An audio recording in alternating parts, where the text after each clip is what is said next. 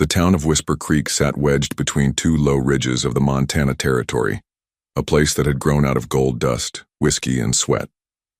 There wasn't much left of its glory days, just a few leaning buildings, a crooked church bell that hadn't tolled in years, and a street where dust and gossip traveled faster than stagecoaches.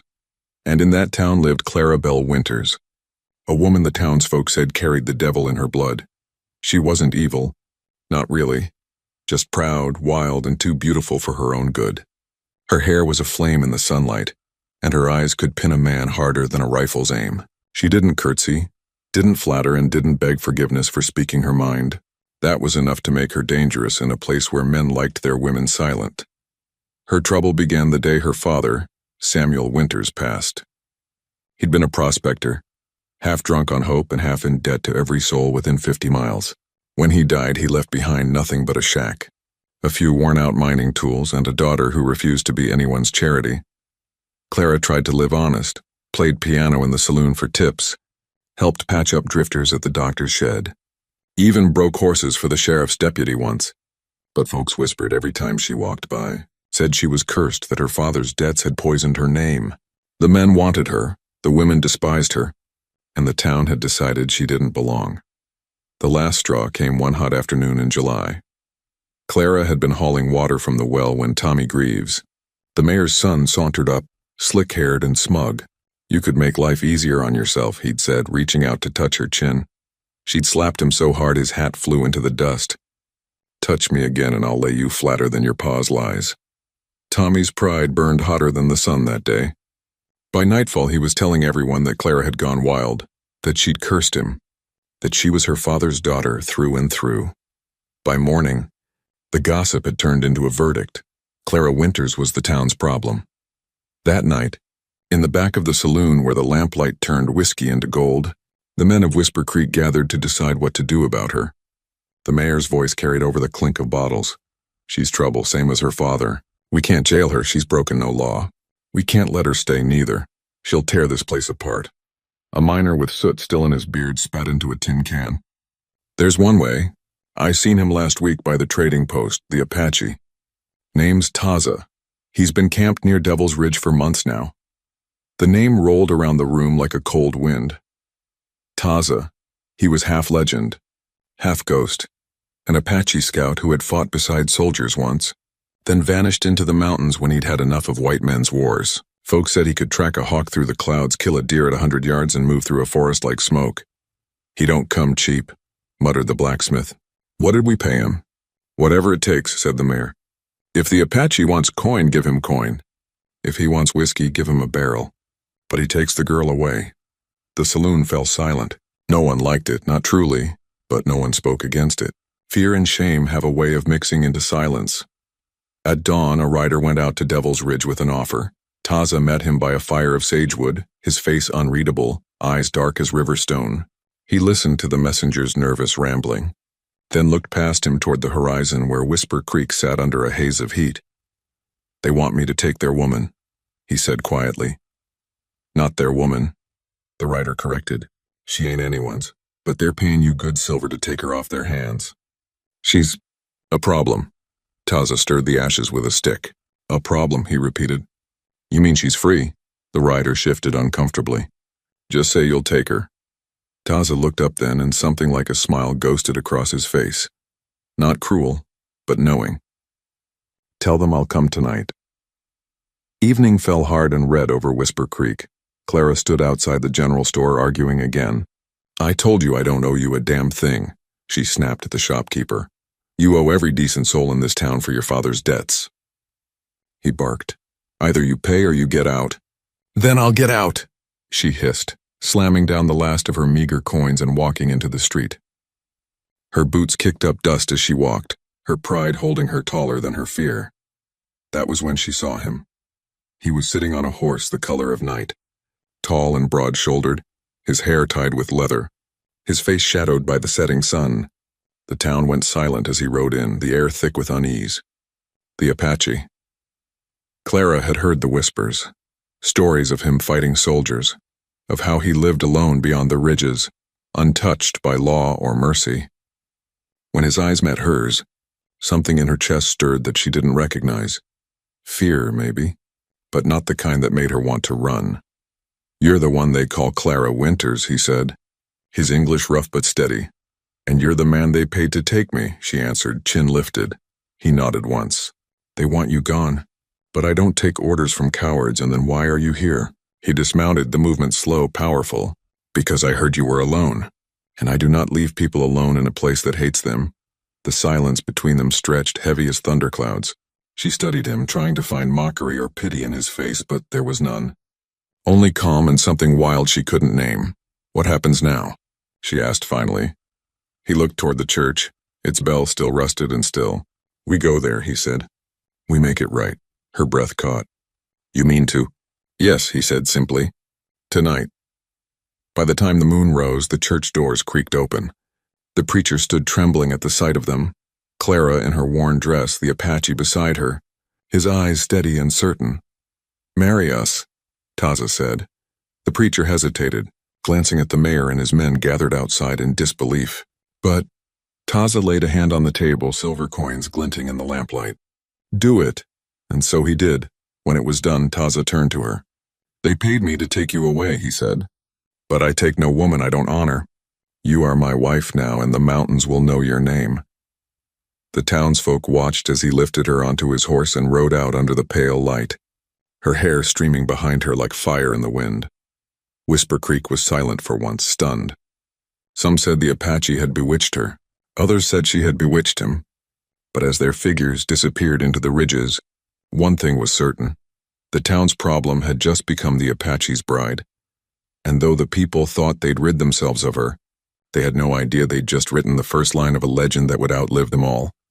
The sun was setting low behind the mountains when Taza and Clara Winters rode out of Whisper Creek. The town behind them burned gold in the dying light, every rooftop glinting like a memory she wanted to forget. The horse moved steady beneath them, its hooves thudding in rhythm with the pounding of her heart.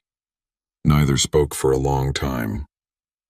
The silence was heavy, not empty, the kind that held more meaning than words could touch. At last, Clara looked over her shoulder, back at the shrinking speck of the town. "You didn't have to do that," she said, her voice small against the whispering wind. "I know," Taza replied without turning. "Then why?" He looked ahead, his gaze fixed on the trail winding into the dark hills. "Because they paid me to take you away, and I wanted them to see that I don't take what isn't given. Marriage makes it right," Clara frowned. "You think that makes it right? You don't even know me." "I know what I see," he said. "A woman who don't bow to men who don't deserve her." She fell quiet. That was more kindness than she'd heard from anyone in months.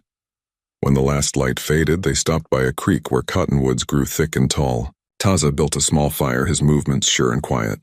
Clara sat across from him, still wearing the same look she'd had since he'd spoken his vows. Part disbelief, part defiance. "You can rest," he said, handing her a piece of jerky. "I'm not tired." He nodded, as if that made perfect sense, then leaned back against a log and looked up at the stars. "You're afraid," he said softly.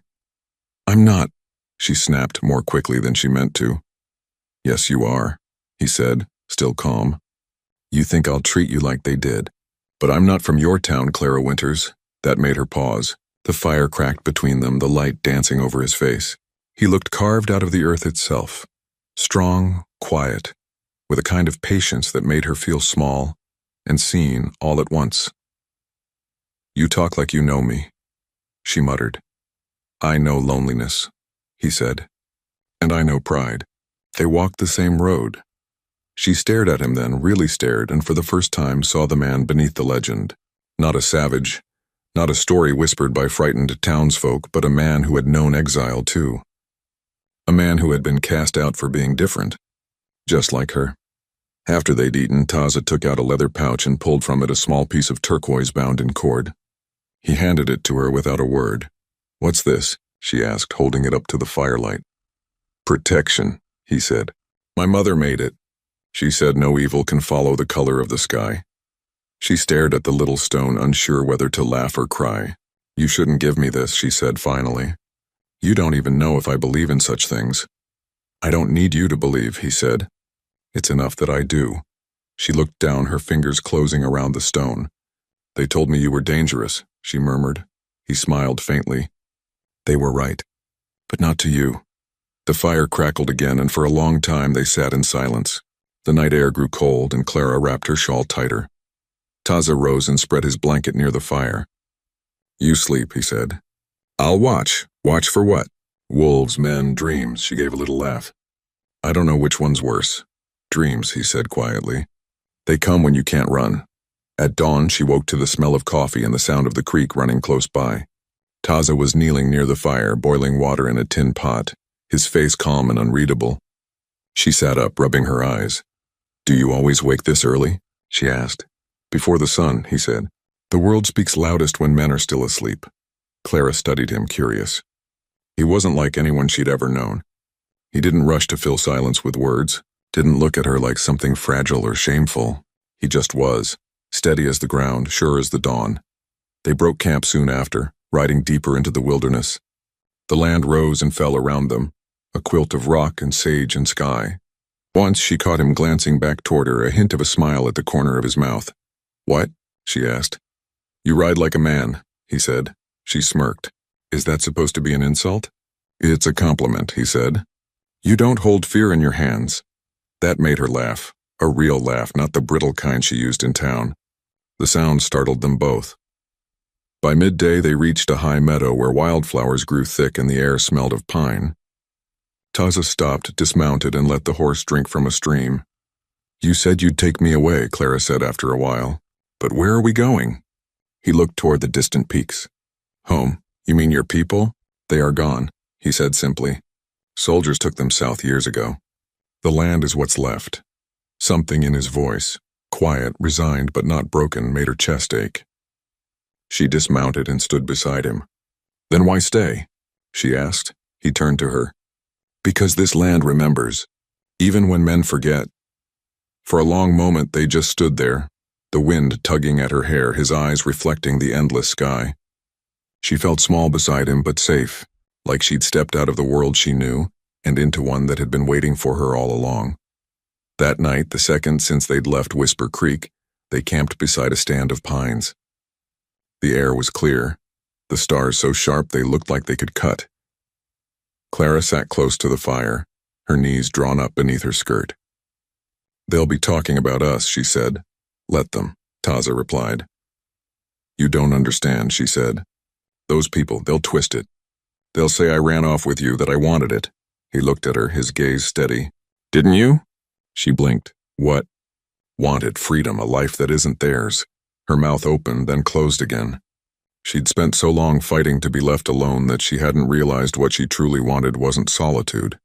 It was peace. And somehow, sitting here beside this man who had no reason to help her, she felt closer to it than ever before. You talk strange, she said after a while. You listen strange, he answered, smiling. She laughed, shaking her head. You're not like any man I've met. He met her eyes across the fire. Good. Later, as the fire burned low, Clara found herself watching him. The way the firelight moved over his face, the quiet power in the way he sat, like the land itself breathed through him. He noticed her gaze and tilted his head slightly. What? Nothing, she said quickly. Then after a moment, just trying to figure you out. He nodded slowly.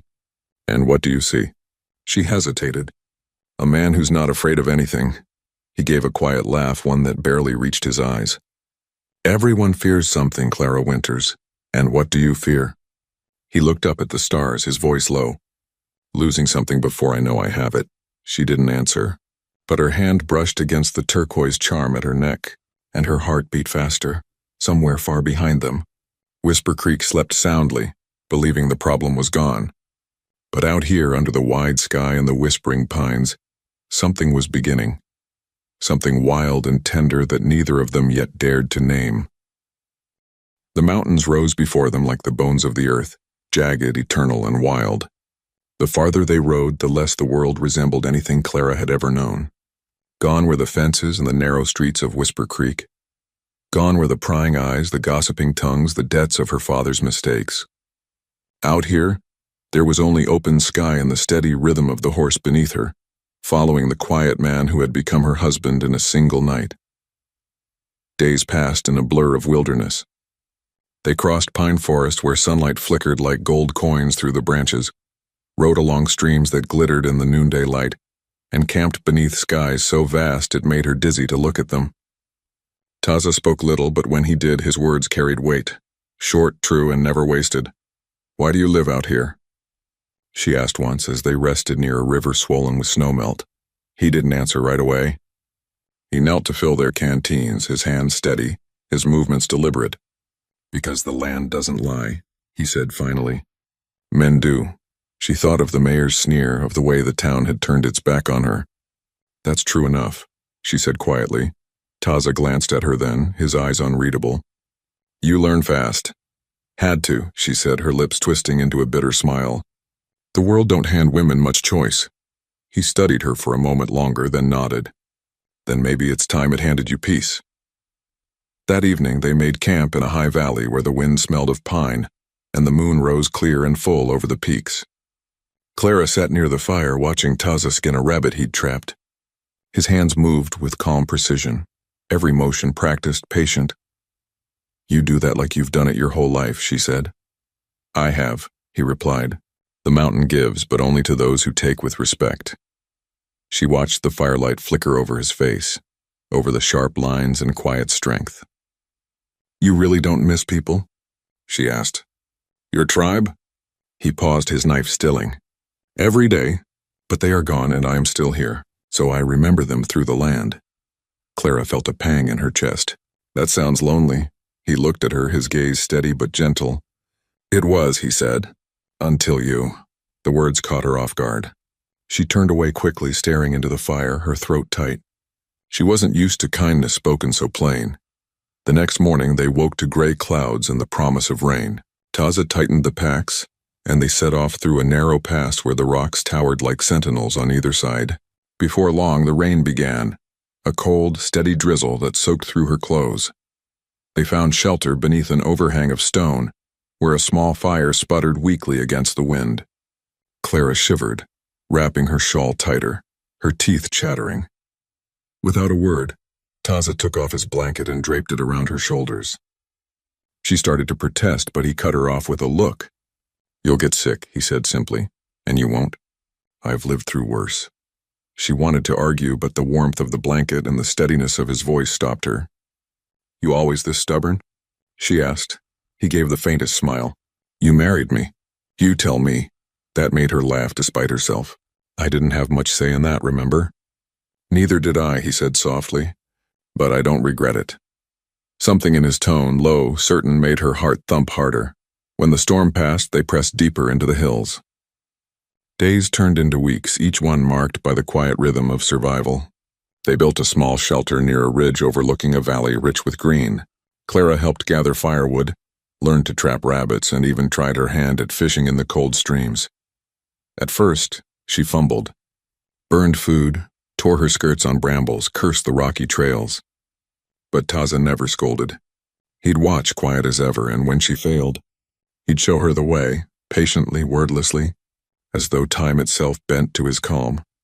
"You learn quick," he said one morning after she managed to start a fire on her own. She smiled faintly, blowing on the flames. "Guess I had a good teacher." He gave a slow nod. "No. You had the will to live." That night, as the stars burned bright above the pines, Clara found herself thinking about what he'd said. She realized that for the first time in her life she wasn't surviving for anyone else's sake. Not her father's, not the town's, not for appearances or debts. She was living because she wanted to, and somewhere in that realization was the beginning of love. But love in the wilderness isn't soft or easy. It's earned, like fire from flint. One afternoon, while gathering wood, Clara heard a noise, a sharp crack behind her. She turned and saw a bear lumbering out of the trees, its eyes fixed on her. She froze, heart hammering as the creature let out a low growl. Then a single shot rang out. The bear reared back, wounded but alive, and Taza was there, rifle in hand, eyes burning like stormlight. He moved between her and the beast without hesitation. Another shot and the bear collapsed, the forest going still around them. Clara stood trembling. He turned to her, his voice low but steady. "You're hurt?" She shook her head, her breath coming fast. No, I didn't even see it until... He stepped closer, his hand brushing her shoulder, grounding her. You're safe, he said. That night she couldn't stop replaying it, the sound of the rifle, the sight of him standing between her and death. When he sat by the fire later, sharpening his knife, she moved beside him. You didn't have to do that, she whispered. He looked up. Yes, I did. She hesitated, then asked, why? He met her eyes. Because you're mine to protect. For a moment, neither breathed. Then he added, quieter, and I don't mean what the town meant by it. Not property, not debt. You're mine because I chose you. Because you walked beside me when you could have turned back. Her throat tightened. She wanted to speak. To tell him that for the first time in her life she felt wanted not for beauty or convenience, but for who she was. But the words tangled inside her. So she just nodded, and when he looked away she reached out and took his hand. It was a simple gesture, one small, trembling hand finding a rough, calloused one, but it said more than words ever could. Weeks later, spring began to breathe over the mountains. Snow melted from the ridges and the streams sang louder.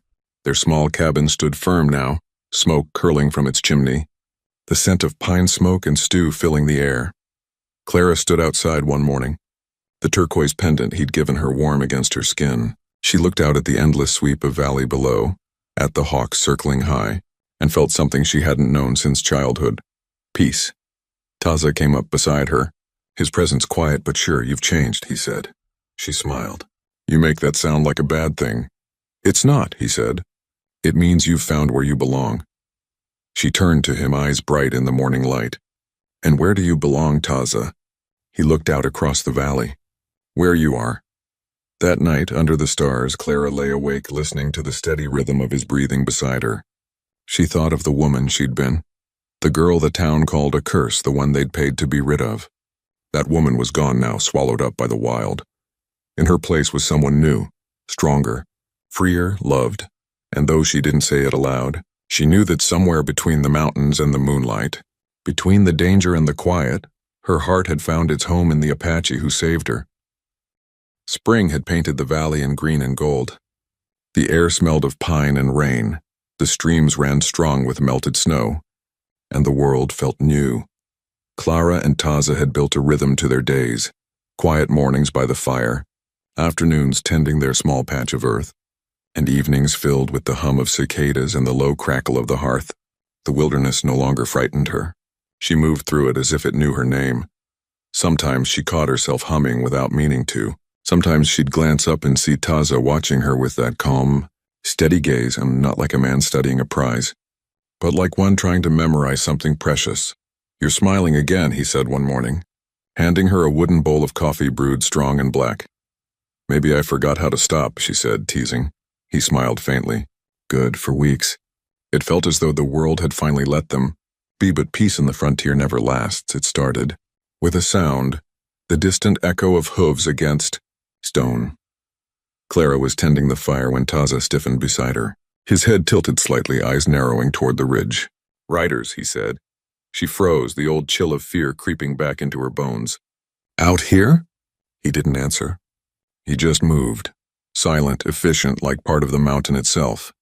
He took his rifle from the wall, checked the powder, then handed her a small revolver she hadn't seen since the night they left Whisper Creek. Stay here, he said. No, she whispered, shaking her head. If it's them, it is them, he said softly. And they're not here to talk. By midday the riders appeared, 6 of them, their coats dusty, their faces hard from the ride. The one in front was the mayor himself, Elias Greaves, his fine hat tilted low, his mustache curling like a snake. Well, I'll be damned, he said, drawing rein at the edge of the clearing. Didn't believe the stories till now. The wild girl and her Apache husband. Taza stood silent in front of the cabin, rifle in hand but not raised. Clara stepped up beside him despite his glance warning her back. The mayor's eyes slid over her like oil. You've done well for yourself, Miss Winters, he said mockingly. Or is it Mrs. Apache now? Clara's jaw tightened. You can turn around, Elias, there's nothing for you here. Oh, there's plenty for me here, he said, dismounting. Seems your dear departed father left a little land outside of town. Useless to most, but my men found silver veins running under it. Trouble is, it's still in your name, and we can't sell or mine it without your signature. Clara's stomach twisted. You already took everything from him, and now you want to take what's left? It's business, he said with a shrug. You sign the papers and we'll leave you and your savage in peace. Taza's voice came low and even. She owes you nothing. The mayor turned his smirk toward him. Careful, friend. You may think that gun makes you a man, but around here it still don't make you white. The insult hung in the air like smoke. Clara felt Taza's hand brush hers, calm, steady. He didn't rise to it. He didn't have to. The quiet power in his stillness was enough to make the men behind the mayor shift uneasily in their saddles. I said, Taza repeated, she owes you nothing. The mayor's smile faltered. You'd best think this through. Whisper Creek doesn't forgive easy. You can't hide forever. Taza stepped closer, his gaze sharp as flint. I don't hide. Not from men who pay others to fight their battles. Something in his tone made the mayor back a half step before he could stop himself. You'll regret this, he muttered. You both will. They rode off, but Clara knew it wasn't over. For days afterward, the quiet of the valley felt different. Thinner, fragile. She and Taza went about their routines, but she could see the tension in his shoulders, the way he scanned the horizon at dusk. One evening, she found him sitting alone near the stream, sharpening his knife. The sunset bled orange and purple across the water. They'll come back, she said quietly. Yes, he replied. Then we should leave. He looked up at her, his dark eyes steady. And run all our lives? You said once you were tired of running. She hesitated. I was. But I don't want to lose you, Taza. He reached over, taking her hand. You won't. The land will protect us. It always has, Clara wanted to believe him. But she'd seen what greed could make men do. The attack came 2 nights later. It started with fire, a streak of torchlight through the dark, landing against the cabin wall. Flames leapt, crackling loud in the night. Taza was already on his feet, grabbing his rifle. Clara threw water from the basin, coughing as smoke filled the air. Out the back, he shouted, forcing open the door. Gunfire cracked through the night. Flashes of light, shouts in the dark. The men had come back just as she feared, and this time they came to take everything. Taza fired twice, each shot clean and measured. A man screamed, fell. Another torch hit the roof. Clara stumbled outside, choking on the smoke, clutching the revolver he'd given her. Her hands trembled, but her eyes were clear. She wasn't the same woman who'd been thrown out of Whisper Creek. She aimed, fired once, and the man chasing them dropped. When the gunfire stopped, the night was quiet again, except for the sound of the cabin burning. Taza stood beside her, his chest heaving, smoke and firelight dancing across his face. One bullet had grazed his shoulder, blood dark against his skin. Clara turned to him, fear and fury warring in her heart. They'll keep coming, Taza. They'll never stop. He looked at her, then at the cabin collapsing in flame. Then we'll give them a story worth fearing. At dawn, they went back down the trail toward Whisper Creek. The town that had sent her away barely stirred when they rode in. Taza's arm was wrapped in cloth, his rifle across his lap. Clara rode beside him, her eyes hard, her face streaked with soot. The people whispered from the porches. The mayor came stumbling out of the saloon, his face pale. You can't be here. Oh, we are, Clara said coldly. And I'm here to end this. She pulled a folded paper from her pocket, the land deed the mayor wanted so badly, and held it over a lantern flame. The parchment curled, blackened, and turned to ash. Now it belongs to no one, she said. The mayor lunged forward, rage twisting his features, but Taza stepped between them, silent as ever, his presence enough to freeze the man where he stood. You thought you could buy her, Taza said quietly. You thought you could pay someone to make your problems disappear. But you paid me to take her away, and I did. You just didn't know what that meant. He leaned in closer, voice low and dangerous. You paid me to love her. The mayor's mouth opened, but no words came. The town watched as the Apache and the woman they'd cast out turned and rode away, side by side, disappearing once again into the horizon. That night, back in the mountains, they built a new fire, smaller, humbler, but warm. Clara rested her head against Taza's shoulder. You could have killed him, she said softly. Yes, he answered. Why didn't you? He looked into the flames. Because I already took what mattered most to him. What's that? He smiled faintly. His power. She smiled, curling closer, feeling the slow rise and fall of his breath. "Do you ever think about what comes next?" She asked. "Yes," he said, "but not tonight." Above them, the stars burned fierce and bright. The town below would talk for years, about the night the Apache came back, about the woman they'd paid him to take away. But up in the wild, where no law reached and no gossip could spoil, they had carved something no man could touch, a love born of fire, freedom, and forgiveness. The snows came early that year. By the time the first frost crept down from the high ridges, Clara and Taza had built a new home deep within the mountains, farther from the town, closer to the heart of the land that had always protected him. It wasn't much at first. A cabin of pine and stone, smoke curling from the chimney, the sound of a nearby stream singing against the cold. But it was theirs. Every board had a story, every stone laid with care. The world beyond those peaks. The greed, the guns, the voices of judgment, and felt like another lifetime. For Clara, the silence no longer frightened her. She'd learned the rhythm of it, the way the wind spoke through the pines, the soft shuffle of deer in the brush, the low hum of fire in the hearth at night. Sometimes, when Taza was gone hunting, she'd walk to the edge of the ridge where the world spread wide beneath her. The sky looked endless. The same sky that had once terrified her now felt like home. The months passed quietly. In that wild solitude, something began to grow between them, slow, steady, unspoken but deep. Clara had thought love was a thing that came with words, with promises whispered under the moon, but Taza loved differently. He spoke through action, the warmth of his hands as he fixed the roof, the care in the way he brushed snow from her hair, the way his eyes softened when he watched her laugh. One evening, as the firelight flickered across his face, she finally said it aloud. "You never told me why you married me that night," she said, her voice almost shy. Taza looked up from where he sat, carving a small wooden figure. "You think I had a reason?" "Most men do," she teased. He smiled faintly, setting the knife down. "I didn't marry you because they paid me. I married you because the first time I saw you standing there in that cold street, you looked like something the world was trying to break. And I wanted to be the one place it couldn't." Clara's throat tightened. "And now?" "Now," he said, leaning closer, his voice low, "the world doesn't stand a chance." She laughed through the tears that filled her eyes, and the sound carried out into the night, clear, bright, alive. That winter was hard. The mountains turned white and still, and the snow piled high against the cabin walls. But they endured, together.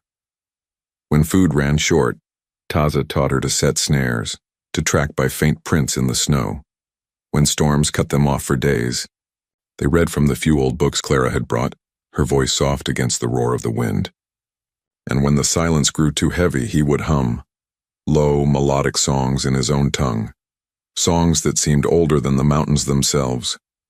She asked him once what they meant. He said, "They're songs for the living, for those who made it through the fire." Clara smiled. "Then sing them often." By spring she felt something new, a flutter deep inside, a warmth that made her laugh for no reason. She waited a while before telling him, unsure if he would understand. But the moment she took his hand and placed it over her belly, the understanding came without words. Taza's eyes widened, not with fear but wonder. "Our child," he whispered. She nodded, tears glistening. "Our child." He didn't say anything for a long moment. He just looked at her, then at the mountains around them, as if silently thanking the spirits of the land. Then he said quietly, "The world tried to take everything from us. Now we'll give it something back." The months that followed were full of quiet joy and gentle work. Taza built a cradle from cedar, carving symbols into its sides, eagles, rivers, stars. Clara sewed tiny clothes by firelight, her fingers trembling as she imagined small hands filling them. But as her belly grew, so did her thoughts of the town below, of the people who had cast her out, and how easily they might have destroyed something beautiful. Sometimes at night she wondered aloud, "Do you think they ever talk about us?" Taza looked up from the fire. They do, he said, but their words don't reach this far. She smiled. Good. I'd rather the wind carry our story than their tongues. And it did. The hunters, trappers, and travelers who passed through those ranges began to tell tales of the Apache and the white woman who lived in the high country, who built a life where no one else dared, who loved each other as fiercely as the mountains themselves. The child was born on a summer night. The air smelled of rain and pine, the sky split open by lightning far to the south. Taza knelt beside Clara, his hand gripping hers as she labored through the pain, his voice a steady murmur of strength. When the cry finally came, sharp, small, and alive, he felt something deep inside him break and mend all at once. Clara held the baby close, her face glowing with exhaustion and joy. He's perfect, she whispered. Taza touched the child's cheek, his eyes wet. We'll name him Nakai, he said softly. The one who walks between worlds. She smiled through tears. Like his parents. Years rolled by. The cabin became a home filled with laughter and the soft echo of tiny footsteps. Taza taught Nakai how to track, how to listen to the forest, how to move like shadow. Clara taught him to read, to speak both English and Apache, to understand the hearts of people as much as the land. And in the quiet of those evenings, when the sun dipped low and the firelight warmed their faces, they often spoke of the life they'd built, of how two souls from different worlds found each other where neither was meant to survive. Taza would say, "The mountain chose us." And Clara would reply, smiling, "No, we chose it." As the years passed, the story of their love became legend. Travelers who wandered into those ranges would sometimes glimpse smoke curling from a far-off ridge and whisper, "That's their place." Some said the woman had hair like gold and eyes that could calm storms. Some said the Apache could track a man by the sound of his heartbeat. But all agreed on one thing, that they'd found something wilder and stronger than any law or border, a love untamed by the world that tried to bury it. And when time finally caught up to them, it did so gently. Clara, old and gray but still smiling, would sit outside the cabin, watching the sun set over the valley. Nakai, now a grown man, would sit beside her, his eyes the same dark calm as his father's. "Tell me again," he'd ask, "how you and father met." She would smile, looking toward the horizon where the sky bled gold and rose. "Your father was paid to take me away," she'd say softly, "and instead, he brought me home." When the seasons turned and both were gone, the cabin still stood. The wind whispered through the pines, carrying their laughter, their words, their fire. And those who passed by that mountain swore that on quiet nights, when the stars burned low, you could still see two shadows by the fire, a woman and a man sitting side by side, watching over the land that had given them everything, a love not bought, not bargained, but born wild and free.